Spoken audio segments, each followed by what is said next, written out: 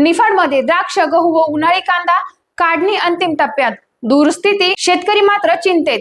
निफाड दिनांक 18 एप्रिल 2026 रोजी निफाड तालुक्यात सध्या द्राक्ष, गहू आणि उन्हाळी कांदा पिकाची काढणी अंतिम टप्प्यात पोहोचली आहे। तालुक्यातील वंसगाव, खेडे, नांदुरी, पिंपळगाव आणि लासलगाव परिसरात द्राक्ष हंगाम जवळजवळ 90% पूर्ण झाला असून रस्त्यावर वाहतूक करणाऱ्या वाहनांची व मजुरांची मोठी गर्दी दिसून येत आहे। द्राक्ष कटिंगसाठी कामे वेगाने सुरू असली तरी यंदाच्या हंगामात शेतकऱ्यांसाठी कष्टदायक ठरत आहे।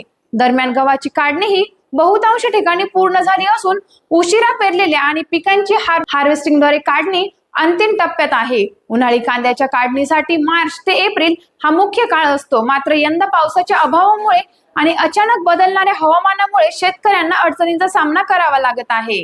मजुरांची कमतरता, साठवणुकीची घाई आणि हवामानातील अनिश्चितता यामुळे शेतकऱ्यांची चिंता वाढली आहे।